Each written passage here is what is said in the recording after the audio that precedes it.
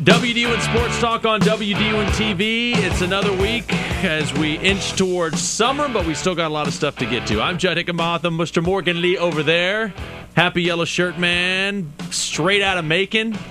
Well, not originally, but he's, he was in Macon yesterday. He was in Macon. How long were you down in Macon yesterday? Let's see. I got there about 8:30, so about 5 hours. About 5 hours? Yeah. All right, not bad. He was in Macon because of the GHSA realignment, which is the first thing we got to talk about. Baseball fans, stay tuned. We'll be talking about high school baseball because there's a lot of local teams to still talk about as we get into the second round of the state playoffs, which gets started today as we record this on Wednesday. But let's start. The man, Morgan Lee, he knew it was going to happen. He saw what was coming. His foresight said, yes, more than likely it's going to be, I don't even know if you said this or not, but I'm trying to give you credit, more the six classification plan, not the 4-8 thing that we had talked about, kind of a goofy thing where whoever you play in the regular season, that's now you're going to play in the postseason. They're not doing that. We're not talking about that confusing plan anymore. But let's talk about this. We're going from 5 classes to 6 classes. Is this a done deal? How close was this vote by the GHSA? It was as close as it can be. It was all you need a simple majority to pass. There's 50 members on the executive board, and it passed 26 to 24. Wow, so, really? Yeah, one vote. Wow. One guy changes his vote, and I'm not sure what would have gone on at that point. I don't know if Dr. Ralph Swearingen then casts a deciding vote, if they have to have a revote. I don't know. It's rock, paper, scissors at that point, actually, more than likely. Yeah. All right, so this is a done deal. When would this plan go into effect? For the 2012 to 2013 school year, and would be definite for the next 2 years. The reclassification periods go on a cycle of 2 years. Okay. But I mean, I doubt that they would switch away from a 6-class system unless it's just a disaster. Remember that we've been on the 5-class system for a little over a decade, since 2000. Mm-hmm. So this is probably a change that we're going to have as long as there's no major hiccups. A change that's going to be in place for some years to come. Now there was a challenge lodged as soon as the vote was made yesterday. Not so much on the 6-class system itself, but because there was kind of someone, Jesse Cruz, in fact, the athletic director at Charlton County, felt that there was I guess you would call it a point of parliamentary procedure that was broken. He felt that the GHSA was supposed to send the proposal back to the reclassification committee before it came to the executive committee for vote, instead of yesterday. Once 4-8 got voted down pretty handily, 35-15, I might add. Once that got voted down, Dave Hunter, who was a longtime athletic director at Brookwood and coach there, got up and forwarded the proposal for the 6-class plan, which is his baby, something he's been working on for quite a while. And it got seconded, and so there was discussion and then a vote. Cruz and a couple other folks felt that instead of one guy bringing it straight to the committee, that it should have gone back to reclassification committee and let them bring it to the executive committee. He felt that in the GHSA Constitution that was spelled out pretty correctly. So he's lodged a complaint. As to whether that appeal is really going to make a difference in the long term, I'm not sure, because even Dr. Swearingen was like, I really don't know what that means. If it's and even Jesse Cruz wasn't like, well, we're going to have to make a change. Right. He just felt that he had to make that complaint based on what he felt were the rules. Okay, all right. So there might be something going along, but more than likely we're going to have a 6 classification thing. They don't have the definite region set up where everybody is going to be necessarily, but they have kind of, what do they have a plan? I mean, they must have had some already planned and written out, and Dave Hunter had an idea, I guess. Yeah, wrote it on a cocktail napkin or something. Yeah. He didn't come into this thing completely unprepared in any shape, form, or fashion. And while it was strange yesterday in that, he, I guess, kind of go back to the beginning here. A lot of people expected this to at least play out as far as the 6 classes coming to vote if 4-8 was shot down. Mm-hmm. And so it was not a surprise at all when he forwarded the proposal. I guess the only thing that was really surprising to me was that it happened so quickly. It was like, okay, 4-8's dead. Let's talk about this for a minute. And then there was some back and forth on whether they should vote on it or send it back to committee. And that lasted for, I guess, about a half hour, and then all of a sudden, roll call vote, bam, there you go. Really? Yeah. And so about 30 minutes, within an hour of 4-8 getting shot down. Yeah, I did not check my watch. Is one thing that I wish I had done for exact time, but I know it was roughly 45 minutes. Okay. But, as I said, he came to the table very well prepared. He's already discussed this. It had already been discussed in the reclassification committee earlier and did not get the vote over the 4-8 plan. In fact, it just failed 6-5, whereas the 4-8 plan was passed to the executive committee by a vote of 7-5. I think Hunter didn't vote because it was his plan. Anyway, so it's something that everybody kind of knew about. Everybody was prepared for. Everybody that was there could have and did, and at least should have talked to their everybody in their region about what their regions felt about 6 classes if 4-8 got shot down.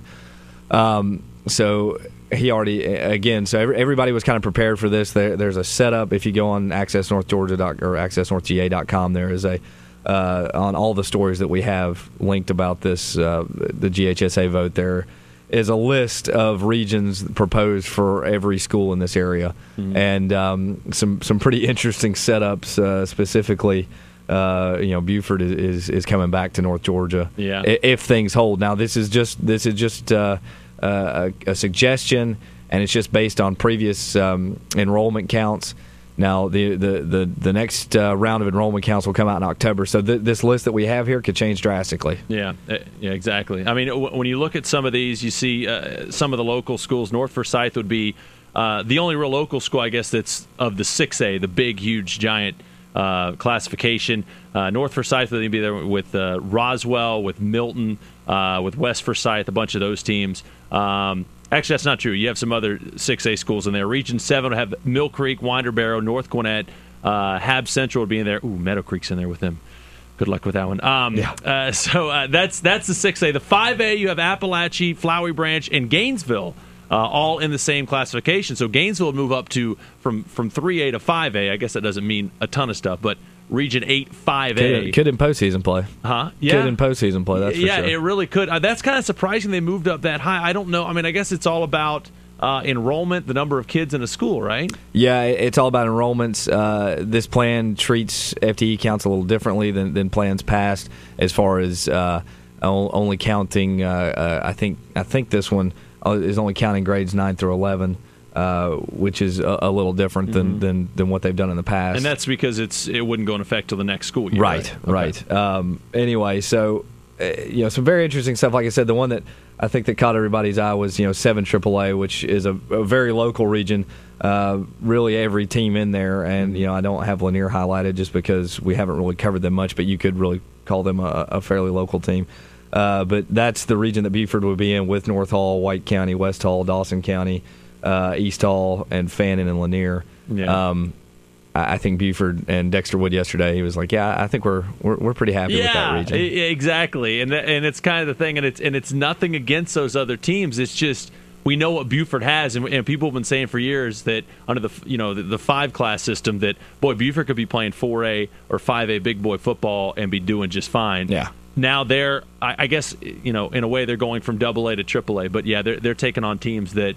North Hall's played Buford, Gainesville's played Buford in recent years, and it's just been one-sided. It's been one-sided. I mean, it's been Buford, so it'll be very interesting. But yeah, go to accessnorthga.com's high school page, and like Morgan said, any of these stories about the GHSA vote will have all these classifications. You get to see where your team is.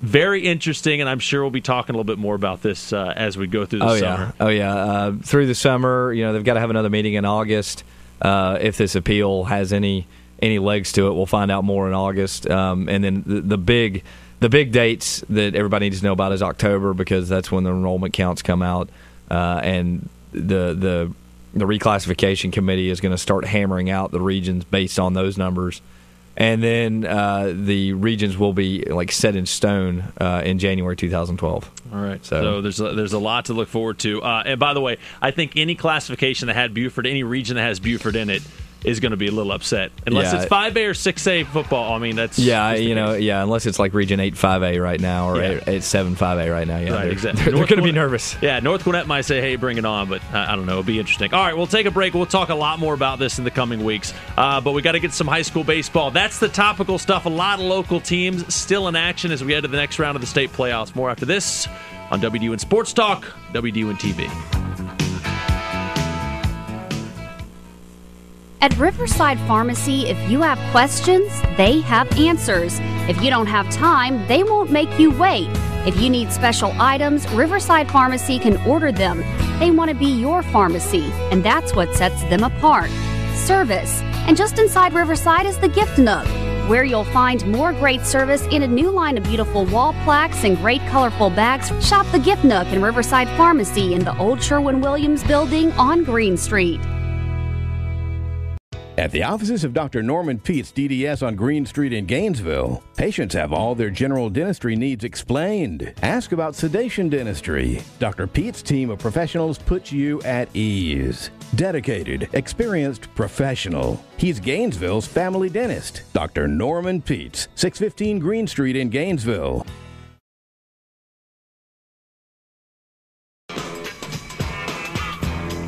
Rolling on here on WDUN Sports Talk on WDUN TV. Again, all the stuff about the reclassification, the vote. I mean, it's pretty big news. It's going to happen another year, but still a lot of people are kind of talking about this, want to read about it. Go to the high school page, a whole bunch of stuff. Morgan Lee did a great job yesterday, and we mentioned he went to Macon. That's where everything happened. So he drove down there. He took the station wagon and head on down there. Yeah, exactly. Yeah. Drop the kids off early and head on down there. Yeah, it was an early wake up call for someone who's used to getting up around 9. Exactly. That's the life of a sports writer. Oh boy. All right, let's get to high school baseball. Hey, we said it. Region 8 AAA. It was a rough and tumble kind of year. You have 3 teams at the top. 3 teams make it through the first round of the playoffs, so congratulations to Gainesville, North Hall, White County. They're all moving on to the second round of the playoffs. Any surprises as far as the first round was concerned? Not really. I think we sat here last week and talked about the fact that we thought, frankly, all 3 8 AAA teams could win, or all 3 of them could get swept. The only one that I was pretty sure about was White County, and they won. Kind of some high scoring games. Didn't pitch as well as they wanted to, but they swept. I think Gainesville, North Hall showed that playing a very tough region schedule during the year can make a big difference, because once they got into those game 3s, they didn't panic. It was even Gainesville, who got down pretty early, 3-1. They were just kind of no emotion, just got on with the business, and bats woke up and they rolled. Yeah, exactly. That's one of the things about sports, is that if you have a tough regular season, you get in, you're kind of battle tested, and it really did pay off. So, White County sweeps Carrollton. Gainesville beats Troop in 3 games, and then North Hall, they had to go over to LaGrange and got the win. I like the Trojans. If you're in a situation like North Hall is, where not only are you almost winning your region, but you almost get one of those top 2 seeds, but it turns out you have to hit the road. It kind of goes one of 2 ways. Either you go down really quick, or you kind of have the underdog mentality, and I think the Trojans seem to have that going over LaGrange and getting a win. Yeah, absolutely. Not a team that is a typical 3 seed, I don't think. I think in most regions they would have at least been a 2, if not a champ. The kind of team that they don't have anybody that you just go, oh my God, but every single player on that lineup is capable of doing something. Every pitcher is capable of putting together a really nice game. Granted, they've got a tough road to hoe this week in playing one of the named programs in the state, but I wouldn't be surprised at all if it at least went to game 3, or if they pulled the upset. Yeah, they're playing the Purple Hurricanes. They got to go over to Cartersville and take on Cartersville High School, who has always been good. So that's a tough one. Gainesville, the number 2 seed. I guess since they're going to Woodward Academy, Woodward's the number 1 seed, right? Yep. You know much about them? They are a long ball type of team. I was talking to Coach Kemp yesterday, and they've got apparently a really short field in the corners. He said only 298. Wow, really? Yeah. So it's just I don't know. Down there in College Park, there's not a lot of room. Yeah. If you've ever been to their campus down there. It's one of those things where you're like, you're in all this kind of urban sprawl, and all of a sudden there's Woodward. So I think it was probably, I haven't been down there, but I would bet if you go, it's a question of just what kind of room they had. And so they take advantage of that. They play to that strength, and they try to, knock the ball out of the park. He said they've got three pretty good pitchers, a righty and 2 lefties, who all throw in the 80s. A very, very good team, and a team that he said, the big deal for them is going to be, for Gainesville that is going to be, there's going to be some balls go out of the park. He said the trick is just not to let guys get on base cheaply, and if you're going to give up a home run, let it be a solo shot and not a 3-run. Yeah, solos will not kill you, but 3 runs can really just change everything. and White County stays at home to take on Allatoona. You said that White County, we've been talking about their pitching, but you said their offense can do some things, and that's what carried them in the first round. So I think I would think if I'm White County, I'm feeling pretty good because, the pitching might not have been where you wanted, but you still got through the first round. Well, that's just it. I mean, as much as everybody talks about David Sosby and Luke Cremley because of their pitching, I mean, they're just as deadly at the plate. I mean, each of those guys hit a home run, it seems like, at least every game. I think, their pitching, again, they gave up more runs than they wanted to, but, with those guys, you're still going to get 13, 14 strikeouts just about every time you go out there. So they're probably gonna intimidate a few folks just because of that. Now, granted, second round of playoffs, you probably won't find too many intimidated teams, but this Allatoona program is pretty new, may not be used to this. So I think White County is looking. I don't know about another sweep, but I think White County's probably feeling pretty confident. Yeah, they probably are feeling pretty confident because you got to figure those pitchers are going to do a little bit better this time around, but we'll wait and see. Allatoona going to be at White County. And congratulations to Buford. Boy, they just keep marching on as they sweep Fannin County. They'll take on Calhoun. Is that a state championship in football rematch there? Yes, it is. It is. Oh, Calhoun going to be bringing some anger up to Buford. 2 years in a row getting knocked out by Really? Buford. Yeah, that's true. Yes, that's true. A lot of anger they're going to be bringing to Buford. All right, we'll take a break. There's some other sports to talk about. A local soccer team still left. More after this. WDUN Sports Talk on WDUN TV.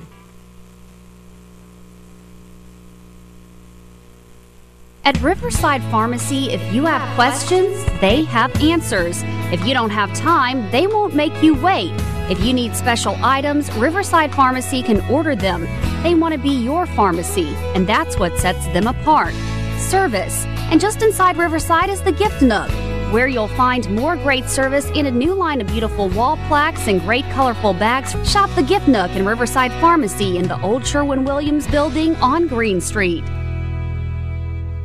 At the offices of Dr. Norman Peets, DDS on Green Street in Gainesville, patients have all their general dentistry needs explained. Ask about sedation dentistry. Dr. Peets' team of professionals puts you at ease. Dedicated, experienced professional. He's Gainesville's family dentist. Dr. Norman Peets, 615 Green Street in Gainesville.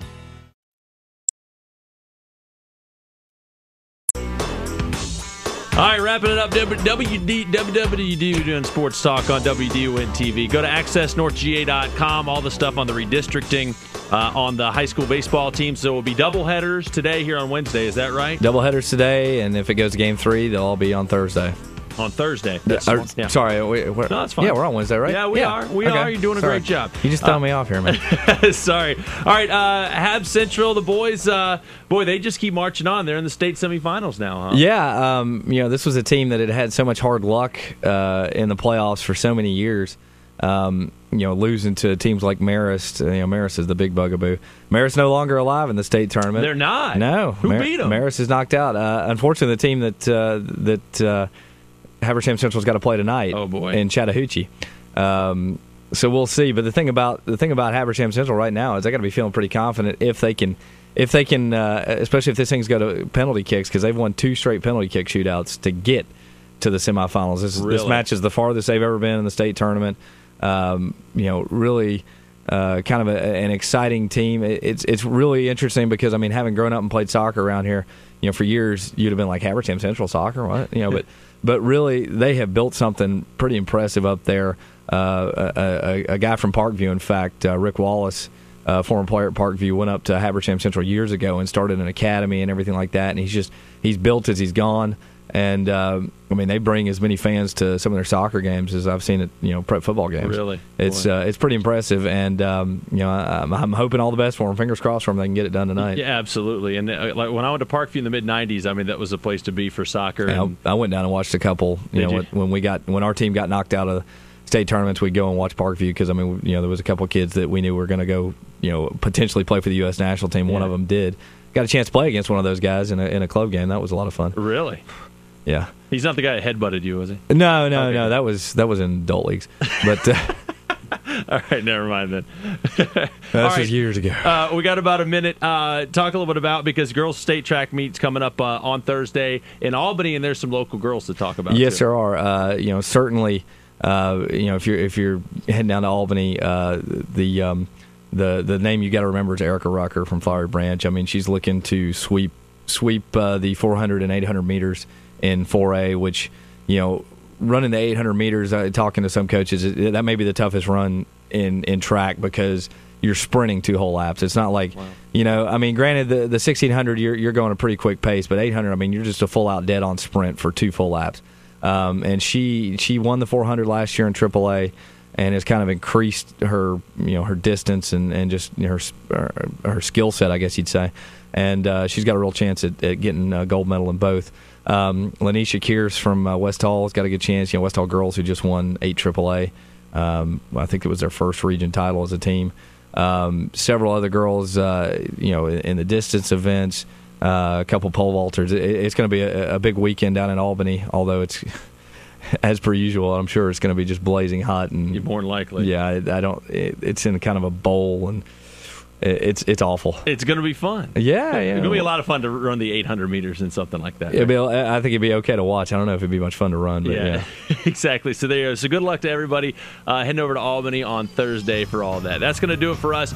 Go to youtube.com and put in WDUN Sports Talk. We're all over the place. You can see anything we're talking about. Go to accessnorthga.com, the high school page. You can read all about pretty much everything, but especially the reclassification with GHSA. Morgan, thank you very much. No problem. Thank you. Go party in Macon again tomorrow. You say. Yeah, my Scott favorite place. McIntyre. I know it is. Scott McIntyre, thank you very much for everything. Yes, ladies, he's still single. All right, that's going to do it for us. Talk to you next week. WDUN Sports Talk on WDUN TV.